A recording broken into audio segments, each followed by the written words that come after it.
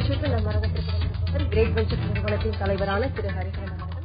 கமாடிட்டியில் ஜெயிப்பது எப்படி என்பது குறித்து உங்களுடைய கேள்விகளுக்கும் சந்தேகங்களுக்கும் பதிலளிக்க இருக்கிறார். நேர்களை நீங்கள் செய்ய வேண்டியவை டிவி ஸ்கிரீனை பிளாஷ் ஆகிட்டு இந்த நம்பருக்கு டயல் செய்து உங்கள் கேள்விகளை கேட்கலாம். வாங்க நிகழ்ச்சி போகலாம். வணக்கம் சார். வணக்கம். கடந்த வாரம் சந்தை முடியும் போது எப்படி இருந்தது, அடுத்து இந்த வாரத்தின் முதல் நாளா இன்று சந்தை எப்படி சார் இருக்கும்? இந்த வாரம் தங்கம் இறங்கி தான் முடிவடைஞ்சிருக்கு. $1302 பக்கம் முடிவடைஞ்சிருக்கு. ஆனால் அதற்கு முன்பு $1280 பக்கம் மார்க்கெட் இறங்கி 74-75 வரைக்கும் போயிட்டு அகெயின் ரீஃபார்ம் ஆயிருக்கு. முக்கியமாக ஓவராலாக இறங்கினதுக்கு காரணம் என்ன? 2 முக்கிய செய்திகள். ஒன்று அந்த ECB மீட்டிங் இன்ட்ரெஸ்ட் ரேட் பாதிப்புனால தங்கத்தினுடைய இறங்குச்சு. அதாவது டாலர் ஸ்ட்ராங் ஆச்சு. இன்ட்ரெஸ்ட் ரேட் கொடுக்க மாட்டோம் அப்படிங்கிற இன்க்ரீஸ் பண்ணலாம்னு சொன்னதுனால யூரோ வீக் ஆகி டாலர் ஸ்ட்ராங் ஆகி அதனால கோல்டு இறங்குச்சு. அண்ட் தென் அகெயின் வெள்ளிக்கிழமை அன்னைக்கு யூஎஸோட இந்த நான் ஃபார்ம் பேரோல் டேட்டா வெளியாச்சு. இந்த நான் ஃபார்ம் பேரோல் டேட்டாவில் மேலும் யூஎஸ்சி கொஞ்சம் ஸ்ட்ராங்காக இருக்குன்ற செய்தி வெளியானதுனால மேலும் மார்க்கெட் ஒரு கோல்டன் விலை இறங்க ஆரம்பிச்சது. அது மட்டும் இல்லாமல் ரஷ்யா உக்ரைன் பிரச்சனை இன்னும் ஒரு தீர்வுக்கு வரல. ஸோ யூஎஸோட ஸ்டாக் மார்க்கெட் கொஞ்சம் பெட்டராக பர்ஃபார்ம் ஆச்சு ஃப்ரைடே அன்னைக்கு. ஸோ இந்த மாதிரி நிறைய விஷயங்களை வச்சு தங்கத்தின் விலையும் இறங்குச்சு. கூடுதலாக வெள்ளியின் விலையும் இறங்கி தான் இருக்கு. கச்சா எண்ணெய் நமக்கு எப்படி தெரிஞ்ச விஷயம், டாலர் ஸ்ட்ராங் ஆச்சு அப்படின்னா கச்சா எண்ணெய் தேவைப்பாடுகள் கொஞ்சம் அதிகரிக்கும். ஏன் அப்படின்னா டாலர் ஸ்ட்ராங் ஆச்சுன்னா யூஎஸோட எக்கானமி கொஞ்சம் பெட்டரா இருக்குன்னு அர்த்தம்.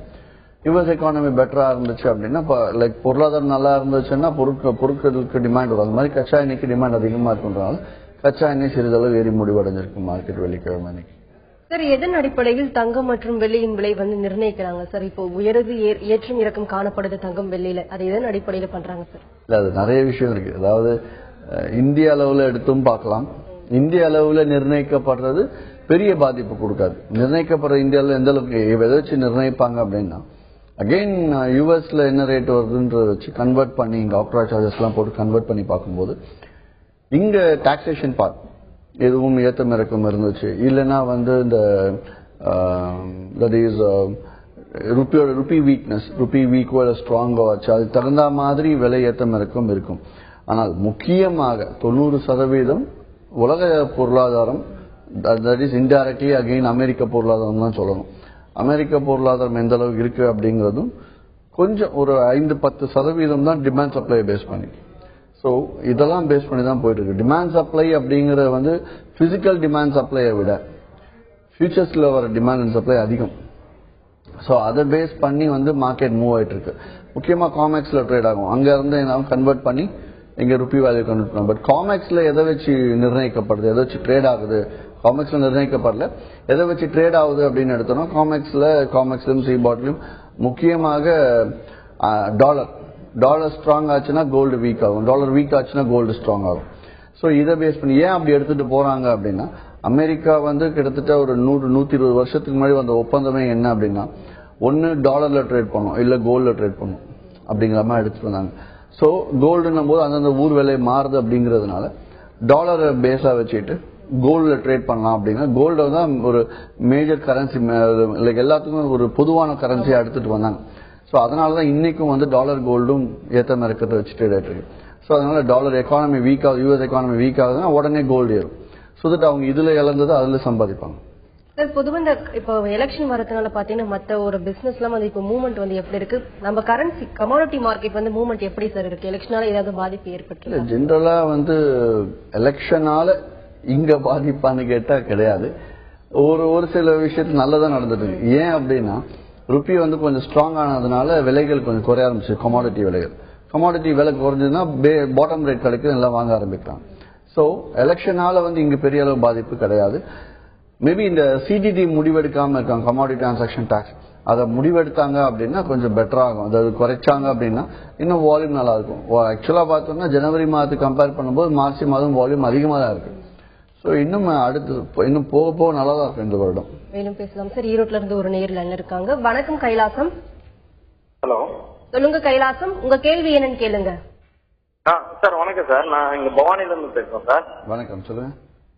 ஹலோ, வணக்கம், சொல்லுங்க சார். இப்ப நம்ம ஈரோடு கிரேட் வெஞ்சர்ல தான் நம்ம அக்கௌண்ட் வச்சிருக்கேன் சார். உங்களுடைய லெவல்ஸ் எல்லாமே பாஸ்ட் எல்லாம் நல்லா இருக்கு, பண்ணிட்டு இருக்கேன். அதில் தான் சரிங்க.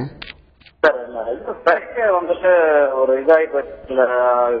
எதுவுமே கனெக்ட் இல்லாதனால ஆர்டர் எல்லாம் போடாதனால கொஞ்சம் இதா இருந்தது. அது எதனால சார்? எதனால நம்ம ட்ரேட் வச்சு மட்டும்தாங்க இல்ல ஓவரால் எல்லா பக்கமும் தரலாம்? அதாவது ஒரு சீரியஸான விஷயம் இது. என்னன்னு எடுத்தோம்னா, வெள்ளிக்கிழமை அன்னைக்கு இந்தியா முழுக்க ஒரு 50% நிறுவனங்களுக்கு ரேட் அப்டேட் ஆகல. ஒரு மாலை 6 மணிக்கு மேல ஆகல. அதே ஒரு சில நிறுவனங்கள் புதன்கிழமை அன்னைக்கு ஆகல. அன்றைக்கு இந்த பாதி நிறுவனம் அஃபெக்ட் ஆகல. பட் வெள்ளிக்கிழமை மற்ற நிறுவனங்கள் ஒழுங்காட்டி இந்த 50% நிறுவனங்கள் வெள்ளிக்கிழமை அன்னைக்கு பாதிக்கப்பட்டது. எதனால அது அப்படின்னு பார்த்தோம்னா, சேட்டலைட்ல இருந்து டேட்டா டிரான்ஸ்பர் ஆகல, ரேட்ஸ் டிரான்ஸ்பர் ஆகல அப்படின்ட்டு நோய்டா எண்ட்ல ஒரு ப்ராப்ளம் ஆயிருக்கு. நோய்டால இருந்தா ரேட்ஸ் டிரான்ஸ்பர் ஆகிற மெயின் ஹப். ஸோ அங்க ப்ராப்ளம் ஆனதுனாலையும் இதுக்காக நாங்க டெம்பரவரியா பேக்கப் என்ன வச்சிருப்போம்னா, எக்ஸ்சேஞ்சில் நாங்க டைரக்டா எக்ஸ்சேஞ்சுக்கும் எங்களுக்கும் ஒரு சாஃப்ட்வேர் இருக்கும்.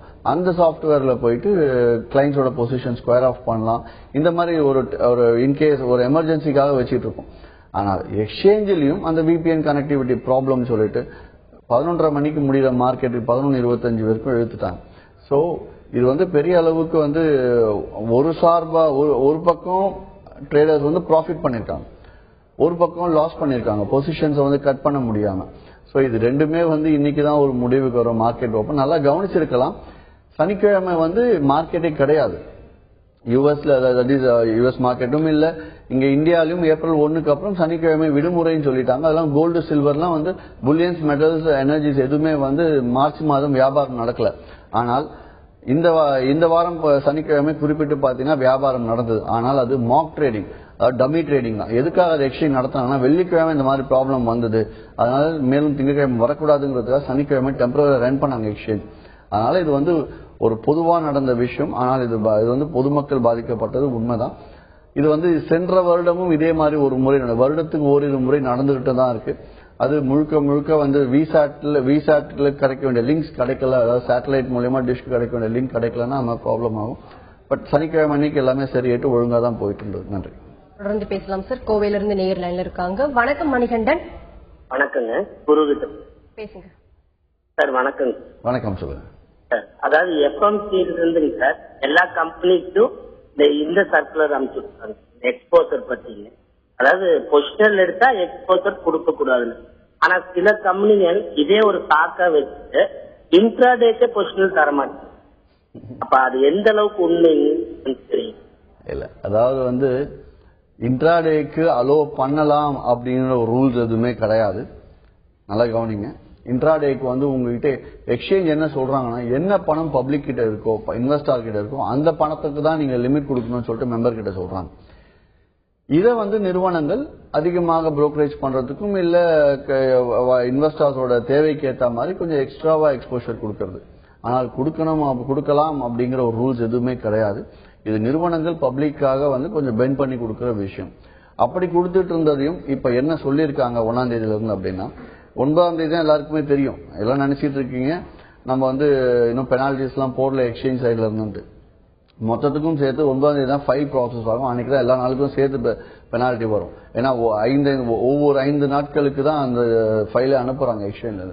ஸோ அப்படி பார்க்கும்போது என்ன நடக்க இருக்கு அப்படின்னு பார்த்தால், ஒரு உதாரணத்துக்கு இன்னைக்கு காலையில அக்கௌண்ட்ல பேலன்ஸ் 1 லட்சம் ரூபாய் இருக்கு அப்படின்னா, நைட்டு மார்க்கெட் முடியறதுக்குள்ள உங்களோட பொசிஷன்ஸ் மார்ஜின் யூட்டிலைஸ் 1 லட்சம் ரூபாய்க்குள்ள இருக்கணும். நடுவில் நீங்க 2 லட்சம் 3 லட்சம் எடுத்திருந்தா அது நிறுவனங்களுக்கும் உங்களுக்கும் இருக்க திறமைன்னு சொல்லலாம். ஆனால் ஒரு நைட்டு மார்க்கெட் முடியும் போது 1 லட்சம் ரூபாய்க்குள்ளதான் மார்ஜின் இருக்கணும். அப்படி MTM 1 லட்சம் ரூபாய்க்குள்ள இல்ல, அடுத்த நாள் பொசிஷன்ஸ் அப்படியே கேரி ஃபார்வர்ட் பண்ணிருக்கீங்க, 1 லட்சம் ரூபாய் இடத்துல 2 லட்சம் ரூபாய் வச்சிருக்கீங்கன்னா அடுத்த நாள் கண்டிப்பா நீங்க 1 லட்சம் ரூபாய் பே பண்ணி தான் ஆகணும். பே பண்ணல அப்படின்னா அந்த 1 லட்சம் ரூபாய்க்கு உள்ள இருந்தா 0.5% உங்களுக்கு பெனால்ட்டியும், ஒரு நாளைக்கு சொல்றேன், 1 லட்சம் ரூபாய்க்கு மேல இருந்தா 1% பெனால்ட்டியும் எக்ஸ்சேஞ்ச் போட்டுக்கிட்டு இருக்காங்க, அவரை ஆரம்பிச்சுட்டாங்க. அதே இன்னொரு முக்கியமான விஷயம் என்ன, 3 நாட்களுக்கு மேல அந்த 1% பெனால்ட்டி போட்டு இன்னமும் பொசிஷன்ஸ் குறைக்கல அப்படின்னா 4வது நாள்ல இருந்து கண்டினியூவா ஒவ்வொரு நாளும் 5% போடுறதாக சொல்லியிருக்காங்க. ஏன் இந்த அளவுக்கு ஸ்ட்ரிக்டா போடுறாங்கன்னா, பெனால்ட்டில இருந்து அவங்க சம்பாதிக்கணுங்கிறதுக்காக இல்ல, மார்ஜின்ஸ் யூஸ் பண்றதுனால பப்ளிக் லாஸ் பண்றாங்க அப்படிங்கறது தான் இதோட மெயின் மோட்டோ. அதை அவாய்ட் பண்ணுங்கிறதுக்காக தான் அவங்க இந்த மாதிரி பெனால்டிஸ் எடுத்துட்டு தடுக்க பாக்குறாங்க. இதே இன்னொரு விதமா பார்க்கலாம். எப்படி அப்படின்னா, 1 லட்சம் ரூபாய் முதலீட்டாளருக்கு இன்னைக்கு 1 லட்சம் ரூபாய் கொஸ்டின் எடுத்திருக்காரு. 1 லட்சம் ரூபாய்க்கு இல்ல 1.5 லட்சத்துக்கு எடுத்திருக்காரு. 50,000 மார்க்கெட் முடியல, 50,000 பொசிஷன் கட் பண்றாரு. ஸோ காலையில ஓப்பனிங் பேலன்ஸ் 1 லட்சம், நைட்டு மார்க்கெட் முடியும் போது அந்த கூடுதலாக எடுத்த மார்ஜினை கட் பண்ணிட்டு ரிமைனிங் வந்து 1 லட்சத்துக்கு உள்ள வந்துட்டார் மார்ஜின். ஆனால் அன்னைக்கு இன்ட்ராடேல அவருக்கு 20,000 நஷ்டம் அடைஞ்சிருச்சு. அப்படின்னா அந்த 20,000 பணம் கட்டுறதுக்கு எக்ஸ்சேஞ்ச் வந்து 2 நாட்கள் அலோவ் பண்றாங்க. ஆனால் அந்த அடுத்த நாள் உங்களோட மார்ஜின் அந்த அடுத்த நாள் காலையில என்ன பேலன்ஸ் 80,000 ரூபாய் தான் இருக்கு அப்படின்னா அடுத்த நாள் மார்க்கெட் முடியும் போது உங்களோட மார்ஜின் யூட்டிலைஸ் வந்து 80,000க்கு உள்ளதான் இருக்கும், 80,000க்கு மேல இருக்கக்கூடாது அப்படிங்கிறாங்க. ஸோ இந்த மாதிரி விஷயங்கள் வந்துட்டு இருக்கு. ஸோ இதை நீங்க கொஞ்சம் கேர்ஃபுல்லா பண்ணாது. நான் ஆரம்பத்துல இருந்தே நான் சொல்லிட்டு இருக்கிறேன், அதாவது ஒவ்வொரு விஷயமும் நான் சொல்லி அப்புறமா தான் எக்ஸ்சேஞ்சை கடைபிடிச்சிட்டு வராங்க. என்ன அப்படின்னா சனிக்கிழமை பொதுவா அக்ரியில ட்ரேட் பண்ண, அக்ரியில பார்த்து ட்ரேட் பண்ணாதீங்கன்னா சனிக்கிழமை ட்ரேடே பண்ணாதீங்கன்னு சொல்லிட்டு இருந்தேன். புல்லியன்ஸோ இல்ல கோல்டு சில்வரோ எனர்ஜி ஒரு பேஸ் மெட்டல்ஸ் எதுவா இருந்தாலும் சரி, அக்ரி கமாடிட்டிஸா இருந்தாலும் சரி, சனிக்கிழமை ட்ரேடே பண்ணாதீங்கன்னு சொல்லிட்டு இருப்பேன். கடைசியில் சனிக்கிழமை ட்ரேடிங் தடை செய்யப்பட்டது. அதே மாதிரி 3 வருடத்துக்கு முன்னாடியே வந்து ஒவ்வொரு ட்ரேடுக்கும் நாங்கள் மெசேஜ் கொடுத்துட்டு இருப்போம். ஆனா அதுக்கப்புறம் தான் எக்ஸ்சேஞ்ச் 1.5 வருடம் முன்னாடி தான் வந்து கம்பல்சரி கொடுக்கணும்னு எடுத்துட்டு வராங்க. இப்போ எடுத்து பார்த்தா எக்ஸ்போஷர் யூஸ் பண்ணாதீங்க நான் காலங்காலமா சொல்லிட்டு வரேன். என்ன பணம் இருக்கோ அதுக்குள்ள மட்டும் ட்ரேட் பண்ணுங்க அப்படின்னு சொல்லிட்டு வரேன். கடைசியில் எக்ஸ்சேஞ்சும் இன்னைக்கு அதான் வலியுறுத்துறாங்க. அது வந்து தவறான ஒரு செயல். அதனால வந்து எங்களுக்கு நிறுவனத்துக்கு லாபம், எக்ஸ்சேஞ்சுக்கும் லாபம், ஆனால் நஷ்டம் உங்களுக்கு தான். அதனால அந்த எக்ஸ்போஷர்ஸ் வந்து அதிகமா வாங்கி ட்ரேட் பண்றதை அவாய்ட் பண்ணுங்க. அது உங்களை அப்படியே அடிக்ட் பண்ணிட்டு கடைசியில வந்து நீங்க லாபம் எக்ஸ்போஷர் நீங்க ஒண்ணு இல்லை, உங்களுக்கு தெரிஞ்சவங்க எல்லாரும் கேட்டு பாருங்க, எக்ஸ்போஷர் யூஸ் பண்ணி சம்பாதிச்சிருக்குமான்னு யாருமே சம்பாதிச்சுன்னு சொல்ல மாட்டாங்க. அதை செய்யாதீங்க. நன்றி சார். தொடர்ந்து பேசலாம். தஞ்சையிலிருந்து ஒரு நேர்ல இருக்காங்க. வணக்கம் ஆறுமுகம். வணக்கம்மா. சொல்லுங்க ஆறுமுகம், உங்க சந்தேகங்களை என்னன்னு கேளுங்க. என்னம்மா? உங்க சந்தேகங்களை கேளுங்க ஆறுமுகம். இல்ல ஜெயந்தியில பார்த்த அந்த நம்பரை அதான் போட்டு பார்ப்போம்ட்டு அம்மா பேசுவாங்கன்னு சொன்னாங்க, அதனால தான் போட்டேன்.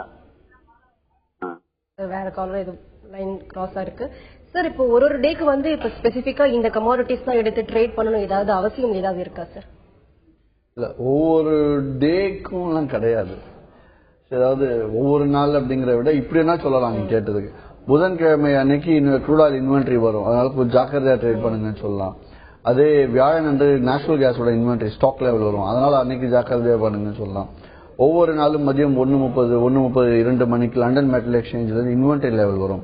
அதை பார்த்து அந்த டைம்ல கொஞ்சம் ஜாக்கிரதையா ட்ரேட். ஏன் சொல்றேன்னா இன்வென்ட்ரியை பார்த்து ட்ரேட் பண்ணி லாபம் எடுக்கிறதுக்குன்னு வெயிட் பண்ண காலம்லாம் முடிஞ்சிருச்சு. நீங்க இன்வென்ட்ரியை பார்த்து கொஞ்சம் ஒதுங்கி நிற்க வேண்டியதா இருக்கு. ஏன்னா இன்வென்ட்ரி டைம்ல வந்து சம்டைம்ஸ் இன்வென்ட்ரி ராங்காவும் இருக்கு, கரெக்டாகவும் இருக்குன்றதுனால இன்வென்ட்ரி கரெக்டா இருக்கு, அதை வச்சு மார்க்கெட் மூவ்மெண்ட் வந்து லாஜிக்கா ஒர்க் ஆகல அப்படிங்கறத அந்த டைம் கொஞ்சம் ஜாக்கிரதையா ட்ரேட் பண்ணுங்கன்னு சொல்றோம்.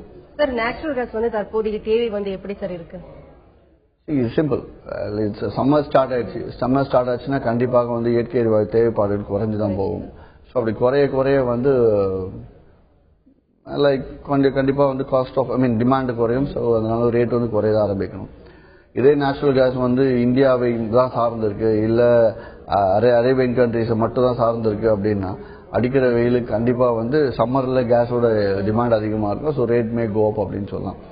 But mainly it's depending upon US அப்படிங்கறதுனால நேச்சுரல் கேஸோட காஸ்ட் வந்து பெரிய அளவுல ஏறத்துக்கான வாய்ப்புகள் கிடையாது, சம்மர் ஸ்டார்ட் ஆனதுனால.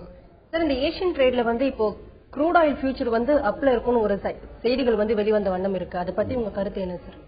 இல்ல, இட் இஸ் நாட் அதாவது கமாடிட்டி இங்க ஆன்லைன்ல எந்த ஒரு பாதிப்பு இருக்க போறது கிடையாது. ஏசியால கொஞ்சம் டிமாண்ட் இருக்கலாம், ஏசியால கேஸ்க்கும் டிமாண்ட் இருக்கலாம், ஆயிலுக்கும் டிமாண்ட் இருக்கலாம். ஆனா அந்த டிமாண்ட் வந்து பெரிய அளவுல யூஎஸ்ல ரேட்ஸ் டிரைவ் அப் பண்ண போகுது அப்படிங்கிறது கிடையாது. இப்போ ஃபார் எக்ஸாம்பிள் வெள்ளிக்கிழமை அன்னைக்கு யூஎஸ்ல நான் ஃபார்ம் பேரோல் டேட்டா வெளியானதுனால அது வந்து யூஎஸ் டாலருக்கு கொஞ்சம் ஸ்ட்ராங் ஃபேவரா இருந்தது. ஸோ யூஎஸோட எக்கானமி கொஞ்சம் பெட்டரா இருந்தது அப்படிங்கிறதுனால க்ரூட் ஆயிலோட டிமாண்டும் இருக்குங்கிறனால க்ரூட் ஆயில் ஏறிச்சு. ஸோ அதனால ஏசியாவில் நடக்கக்கூடிய விஷயத்துக்கும் அங்கேயும் வந்து பெரிய அளவுல வந்து சம்பந்தப்படாது. மேலும் பேசலாம் சார். அடுத்த நேர்ல இருக்காங்க. வணக்கம் நாகராஜ். காமராஜ் பேசுறேன் மேடம். சொல்லுங்க காமராஜ், உங்க கேள்வி என்னன்னு கேளுங்க. சார் கிட்ட பேசுறேன். பேசுங்க சார். வணக்கம் சார். வணக்கம், சொல்லுங்க சார். உங்களோட நிகழ்ச்சி தொடர்ந்து பார்த்துட்டு வரேன் சார். என்னங்க? உங்களோட நிகழ்ச்சி தொடர்ந்து பார்த்துட்டு வரேன் சார். ஓகே, நன்றி சார். கமாடிட்டி ட்ரேடிங் நான் ட்ரேட் பண்ணணும்னு ஆசைப்படுறேன் சார். சரிங்க. நாகப்பட்டினம் டிஸ்ட்ரிக்ட்ல இருந்து எவ்வளவு தூரம் சார் பக்கத்துல நியர்பை பிரான்ச் இருக்கு? நாகப்பட்டினத்திலே எங்களோட பிரான்ச்சைசி இருக்கு. நீங்க தாராளமா கிரேட் வெஞ்சர்ஸ்க்கு தொடர்பு கொண்டு நாகப்பட்டினம் அட்ரஸ் வாங்கிட்டு அங்க இருக்கும் அலுவலக தொடர்பு கொண்டா கண்டிப்பா எல்லாமே சொல்லிக் கொடுப்பாங்க. அளவுகள்ல இருந்து எல்லா விஷயங்களும் சொல்லிக் கொடுப்பாங்க. நீங்க பயன்படலாம். சார் இன்றைக்கு வந்து ஏதாவது டேட்டா ரிலீஸ் வெளிவர வாய்ப்பு இருக்கா சார்? முக்கியமான டேட்டாஸ்ல சின்ன சின்ன டேட்டாஸ், பட் யூஎஸ் பேஸ்ட் அந்த டேட்டாஸும் இல்ல.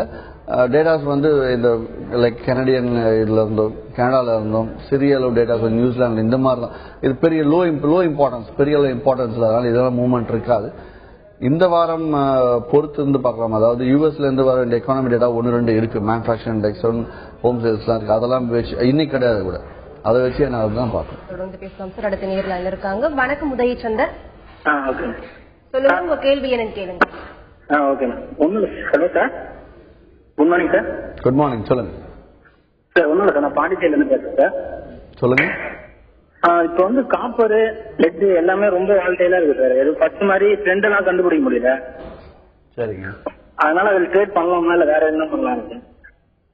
ட்ரேட் பண்ணலாமா இல்ல வேற ஏதாவது பண்ணலாமா? சரி, அதாவது பாண்டிச்சேரியில எங்களோட நேரடி கிளை இருக்குங்களா, பெரிய கிளை தான், மண்டல அலுவலகம். அது வந்து ராஜீவ்காந்தி ஹாஸ்பிட்டல் ஆப்போசிட்ல இருக்கு. தாராளமா அங்க போனீங்கன்னா இந்த கேள்விக்கு நானே சொல்லிடுறேன். அங்க ட்ரைனிங்கும் கொடுப்பாங்க. நீங்க இந்த கமாடிட்டி தான் சூஸ் பண்ணி பண்ணணும் அப்படிங்கிற லெட், ஜிங்க், அலுமினியம் எடுத்து பண்ணுங்க. ஆனா வந்து மார்க்கெட் வந்து மூவ்மெண்ட் சரியில்லை அப்படின்றதுக்கு பதிலாக கிரேட் வெஞ்சர்ஸ்ல கொடுக்கக்கூடிய லெவல்ஸை மட்டும் வாங்கி யூஸ் பண்ணி ஒரு 3 நாள் ட்ரேட் பண்ணி பாருங்க. வெறும் 20 பைசா ட்ரேட் பண்ணுங்க.